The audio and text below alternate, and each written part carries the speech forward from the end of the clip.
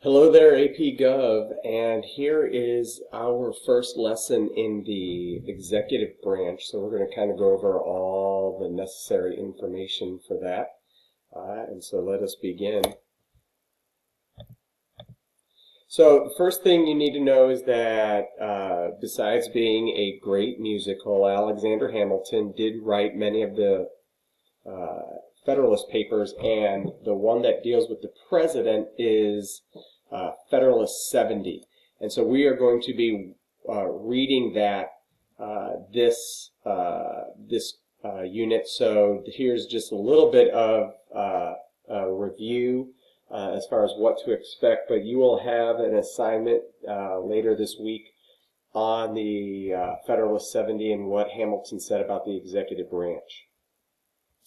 So Article 2 of the Constitution gives us the executive branch. Article 1 was the legislative branch, so you can surmise that Article 3 of the Constitution will be the judicial branch. And so the Constitution starts with the three branches of government. The job description of the president is to faithfully execute the laws of the United States. Remember, there was no one in the Articles of Confederation to do this exact job, and so nobody was left to make sure that the laws of Congress were actually put in place and followed. It did create the office of president and vice president, and we'll talk a little bit about what the anti-federalists wanted as far as presidents go and what the federalists did when you take a look at Federalist 70. There are three requirements, just like three requirements for the House and Senate. You have to be at least 35 years old, so they picked the largest age out of the three because they wanted the president to be the most experienced and have basically be midlife at this point. Must be natural born citizens, so they have to be born an American citizen. You cannot be born a citizen of another country and then become an American citizen and then run for president. So Arnold Schwarzenegger is out. However, you can be a natural born citizen as long as you have one parent that is an American citizen. So you may not be born in the United States, but if your parent is an American citizen, wherever you are born, you are an American citizen as well. So that does throw, like, so for instance, Barack Obama was born in Hawaii despite what other people have said. Even though his father was Kenyan, his mother was from Kansas. Ted Cruz, mother was American, father was Cuban, I believe, and he was born in, I believe, Canada, but because mom was a citizen, he is a citizen. And you must have lived in the United States for 14 years so that you understand our culture, you understand our society, you understand our values, you understand our beliefs. And even though it's not stated in the Constitution, it's assumed that the vice president has to have these three things as well. Otherwise, they would skip over if the president died. And so what's the purpose of having a vice president if you have to skip over? So the vice president must fulfill all of these as well. The Constitution, by the way, also says that the president and vice president cannot be from the same state. They wanted some diversity of geography.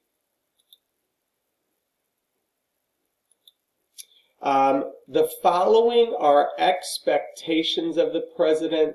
These are roles that he fulfills. These are not necessarily powers, although number 4 is a power. Many of these are roles because of a power, and I'll sort of highlight that. So for instance, chief executive. The president runs the executive branch, in part because he has the power of appointment. He gets to appoint his cabinet. And so he is chief executive, I would say dash, because he has the power of appointment. He is the head of state. He meets with other leaders, and this is largely a ceremonial role. He goes to other countries and then hosts leaders when they come to the United States for all sorts of ceremonial gestures. Chief diplomat, the president is the chief diplomat because the president gets to make treaties. And so that is another role based on a power. The power is to create treaties.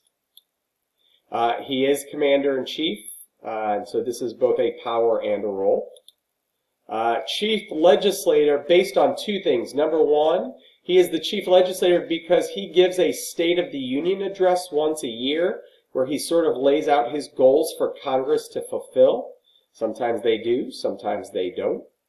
The other thing that he has that makes him a chief legislator is that he has the power of the veto. And so he is a major player in how a bill becomes a law. So because of those two things, he is a chief legislator.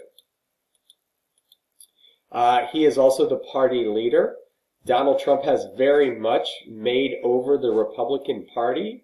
And this has a lot of people questioning what's going to be the future of the Republican Party after Trump, because it has become such a pro-Trump party that it has actually left some of its ideological beliefs.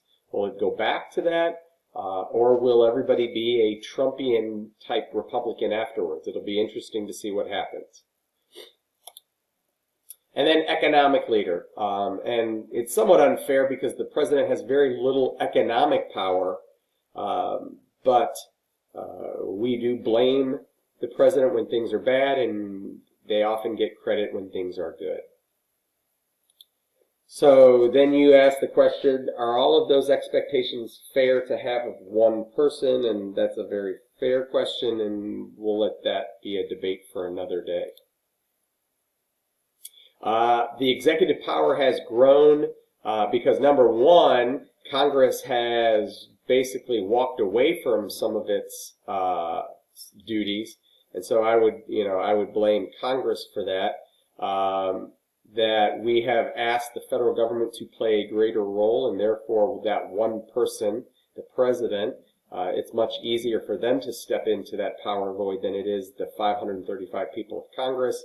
National emergencies like war and terrorism have definitely put the president in the spotlight, and the use of the media, and you can look at Donald Trump for that, definitely has helped the presidents in the past.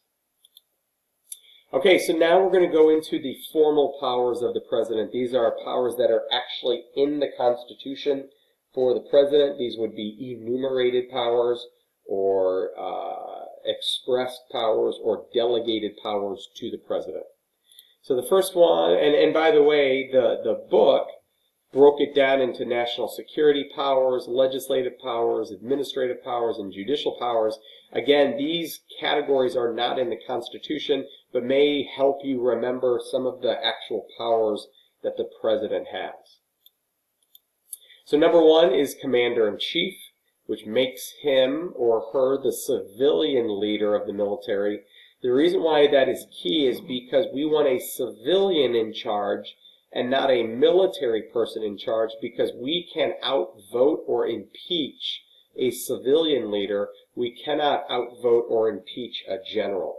So we want a politician in charge of our military, even if they don't have military experience, because we can hold that leader accountable, whereas we could not do that with a military leader.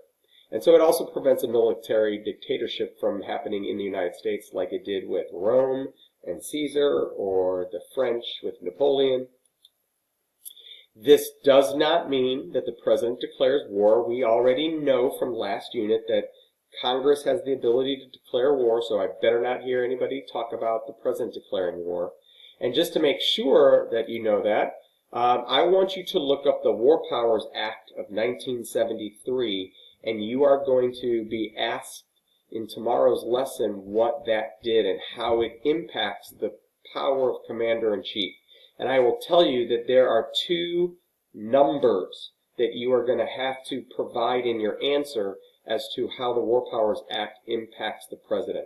So in your answer of what the War Powers Act did, I want two key numbers, and when you look it up, I think you'll be able to pick out what those two key numbers are.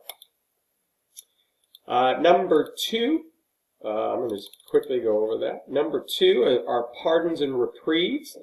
This is an actual check on the judicial branch. So not only is it a power that the president has, I also want you to list it as a check on the judicial branch. And it's a check because of what each of those does. A pardon is an official forgiveness of a crime. So if you commit a crime, you are found guilty, then the president can pardon you, which means you don't go to jail, you don't have to go to any more court battles, you are free to go. And the president did this most recently with Roger Stone. He's also done it with a couple other people in his cabinet, or in his political realm of things. And then a reprieve is cutting a sentence short. So instead of serving out your 20 years, you've served 5, the president can say, I think that's enough. So basically, it is a check on the sentencing power of the judicial branch. And the pardon is a check on the judicial branch's ability to find somebody guilty of a crime. Eugene Debs was pardoned by Harding. Ford pardoned Nixon for Watergate. Those are all biggies. These are controversial because they're done, most of the time they were done at the end of an administration. Trump has done it all throughout his administration. And they are final. There is no way to check it. There's no way to overturn a pardon or reprieve. However, if the president does a pardon or reprieve due to illegal circumstances like a bribe, then the president can be impeached and then go through the court system. You can be impeached for a pardon or reprieve that is illegal, but you cannot take it back. And so that's another power of the pardon and reprieve. It is untouchable. The veto power is probably one of the most famous powers. It is a check on the legislative branch. The president merely needs to threaten this sometimes to change the course of a bill. It demonstrates the power of his office or lack thereof, because if it's overturned, that obviously shows that the president is weak. There have been a little over 2,500 vetoes, and only 106 have been overridden. That is a 4% override, which means that 96% of vetoes are sustained. That makes the veto, I would argue, way more powerful than the override, because the veto is more often sustained rather than overridden. And then I want to go over what a line item veto is real quick.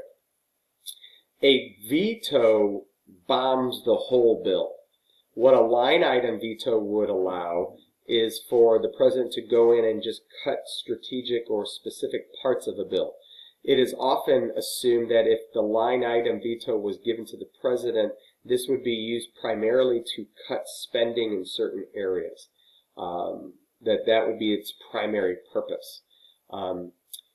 Congress attempted to give the president the line item veto in 1996 with a bill. And then the president used it to cut some spending to New York, and it was actually Clinton who did this. And so New York sued Clinton, and that court case became known as New York v. Clinton. And the question was, does Congress have the ability to give the president the line item veto? That was the issue. And the outcome was Congress cannot. That because this is a veto power and the veto is in the Constitution, you can only give the line item veto through a constitutional amendment. And so the law that gave the president the line item veto was ruled unconstitutional because they said Congress didn't have the power to do that, that's only done by the Constitution and an amendment. So the president literally used it one time. So if we want to give the line item veto to the president, we would have to do it through a constitutional amendment. Obama and George W. Bush had very few vetoes, even fewer pocket vetoes. Bush had 4 overridden. Obama had 1 override. So you can see that we haven't had too many of those over time, but then you could also argue that Congress, within these last ones, have not been very active with passing laws and whatnot. Treaty making is a power that the president has as well. It allows the president to be the major player in foreign policy. We always envisioned that the president would have foreign policy power and then Congress would really take care of things at home. Obviously that has changed over time and that the president has been doing both. The president, though, can only make a treaty if the Senate okays that treaty. So this is sort of a shared power. And that treaty must be okayed by a 2/3 majority. Now, there is a way around this, and we'll talk about that in just a little bit. Famous treaties include the Treaty of Versailles, which ended World War I, which we did not pass, NAFTA, which was just redone by President Trump, and then the creation of NATO, with our military alliance, is an actual treaty. Number of treaties rejected by Congress over the years, or just by the Senate, I should say, is 21. So obviously we've had more. And then another foreign policy power that sort of deals with treaties is that the president is allowed to give recognition to any country or take away recognition of any country that he deems. And so, for instance, after 1979, the United States did not recognize Iran, and then most recently did with Obama. After the Cuban Revolution, we did not recognize Cuba. Again, Obama changed that, and then Trump went back to not recognizing it. So presidents have the ability to give recognition or not give recognition. Appointments is a power that the president has, and the president gets to appoint all sorts of people, and we'll talk about who. But his ability to appoint judges is a check on the judiciary. How is it a check? Because the president can make the judiciary more conservative or more liberal based on what the president wants. Donald Trump has definitely made the judiciary more conservative, and that is a check on it by making it that way. In the case of judiciary, allows the president to change the makeup of the court system, and that's why it's considered a check. Very rarely is the president's choices for judges declined, and it just needs a simple majority from the Senate, and we're going through a battle right now to replace the late Ruth Bader Ginsburg as I speak. And this is a big deal because she was a very liberal justice, and Trump is talking about appointing a very conservative justice. So that would have a major swing on the Supreme Court and make it more conservative. And the Democrats currently do not have a majority, so they really can't stop this from happening. So we'll see what happens to that. I could add this appointment battle. Brett Kavanaugh, the last one that Trump had, was very controversial because of some things that charges were made against Kavanaugh. Out of over 100, and now it's probably closer to 160, only 27 have been rejected by the Senate, so it doesn't happen, and only 9 presidential cabinet appointments have been rejected. And then the president has the ability to appoint people and get around the Senate having to okay, and this is another power I should have had up here, or I do right here. All appointments need to be okayed by the Senate by a simple majority. And so a way to get around this is if the Senate is on break, then the president can make what is called a recess appointment, and you can appoint somebody while the Senate is on recess or break. The downside of a recess appointment is it only lasts until the next congressional election. So at most it can last 2 years. Oftentimes it's less than that. Barack Obama only had 32. George W. Bush had 171. That tells you that Congress was probably a lot more democratic, and so he needed to recess appoint more often. Bill Clinton had 139. Ronald Reagan had 243, so he used it a lot in his 8 years. Who do they get to appoint? They get to appoint ambassadors, cabinet secretaries, and there are 15. Directors of federal agencies like NASA or the CIA, federal judges, and then U.S. Marshals and U.S. Attorneys. So these are just some of the people that the president gets to appoint. All of these people would have to be okayed by the Senate. The State of the Union is another power that the president has, and basically they have to go to Congress either in person or by letter and basically give a report card on how the United States is doing. This has become a major act of public persuasion. It becomes a big TV performance. The president announces their policy goals, and it has become a TV spectacle within the modern history. And then finally, and the one that's probably least used, is calling special sessions of Congress. So if Congress is on break, the president can call them back into session. The last time this happened was in 1948, so it hasn't happened for a long, long time. Oh, and by the way, that is considered another check on the legislative branch. So every time I talk about a check, you need to put that in the box where the president checks Congress or the president checks the judicial branch.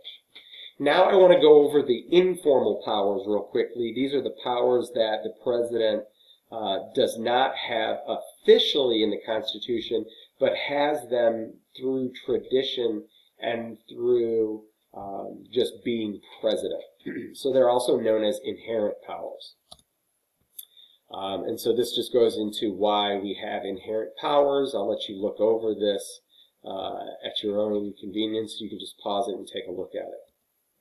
So number one, executive orders. Executive orders are when the president orders somebody in his branch of government, so anybody in the executive branch, the president can order them to do or not do a particular thing.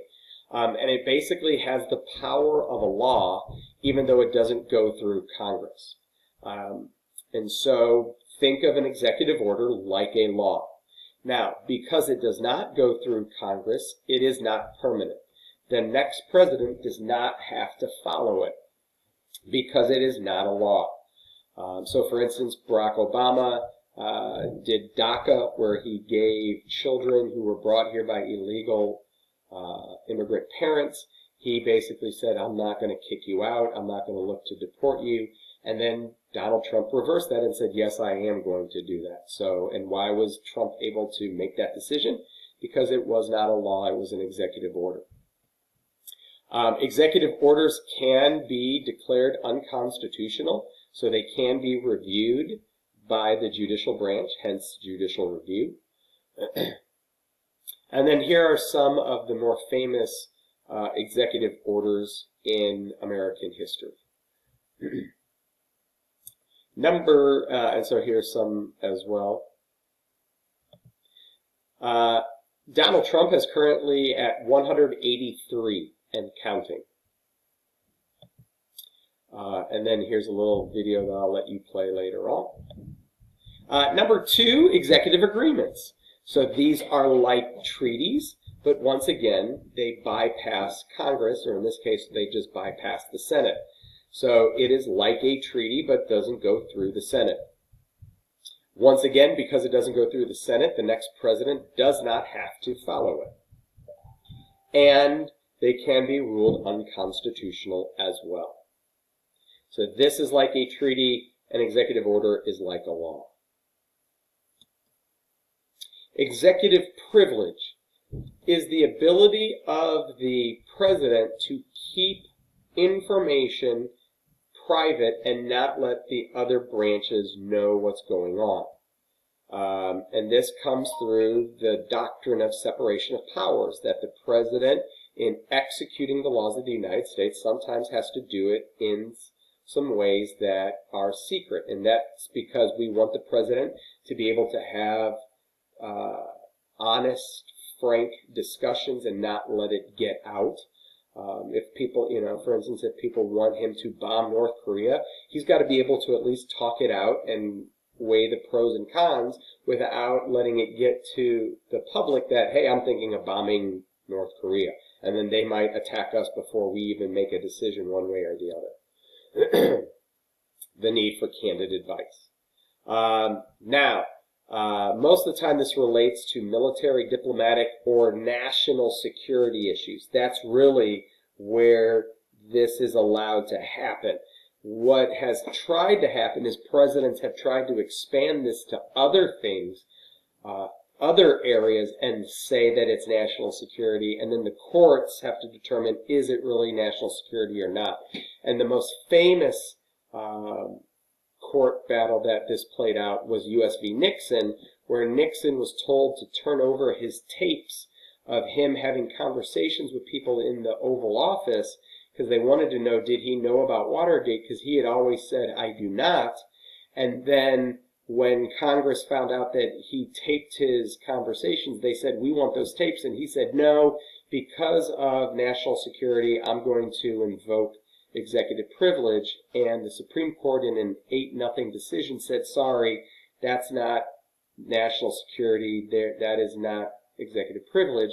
And that is when Nixon then famously erased part of the tapes where he was talking about Watergate, and that's what got him in trouble, because he was basically destroying evidence, which is a felony crime.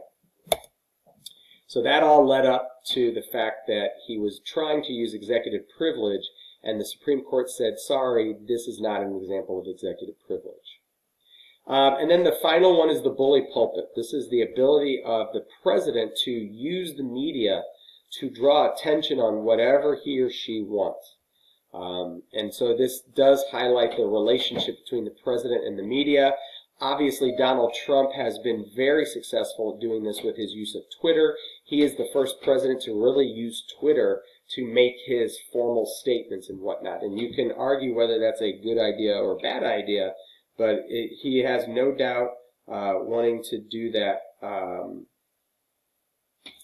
for his presidency, and has made it a staple of his presidency. Okay, real quickly, let's go over the checks that the president has. First, over the legislative branch. The president can obviously veto laws. The president can call special sessions of Congress. The president has the ability to negotiate treaties, but then the Senate gets to check that one as well. And then obviously has the power of executive privilege to keep information away from the legislative branch. For the judicial branch, the president gets to appoint judges, and then the president gets to pardon and reprieve criminals. So those are the checks that the executive branch has on the other branches. You're going to need to know those and commit those to memory. Just other interesting facts. I'll let you go through this, and then you can ask any questions of me later on. And then I want to quickly go over the 4 amendments that deal with the president. The 12th Amendment basically ended the fact that originally the Constitution had the vice president as the person who came in second in the presidential election, and thus allowed the president to be of one party and the vice president to be of another party. They basically ended that when Thomas Jefferson and Aaron Burr tied in the Electoral College, even though Jefferson was considered the presidential candidate and Aaron Burr was the vice presidential candidate.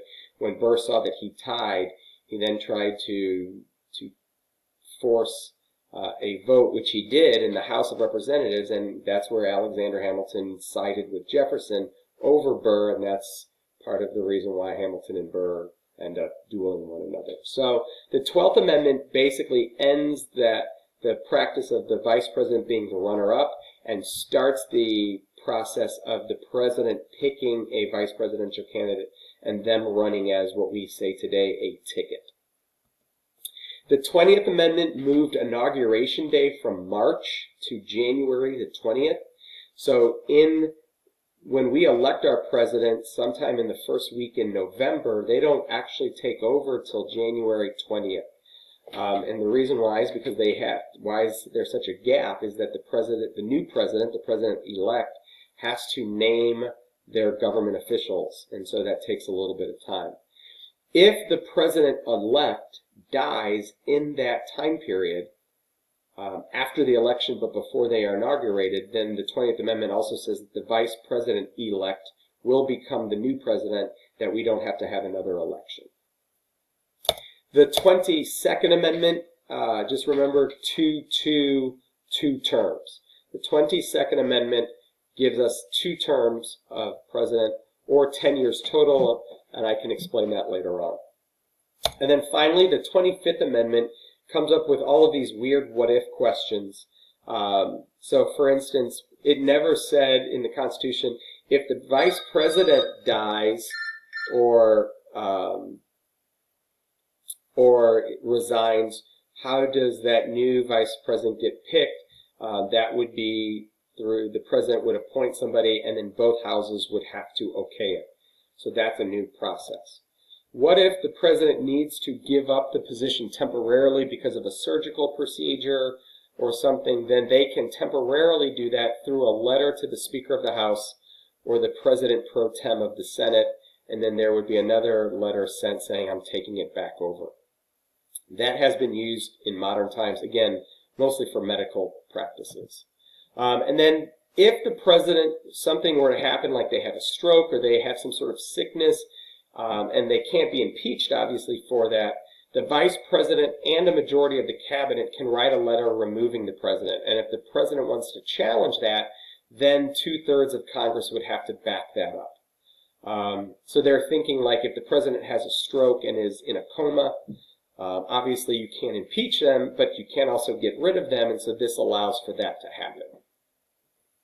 So those are your amendments that deal with the president, and then we'll pick up with a new lesson, how we elect our president, and we'll go over that process. We are in the middle of that process, or actually we're toward the end of that process right now, and so we'll get into this later on, but that is our introduction to the presidency. I hope you enjoy.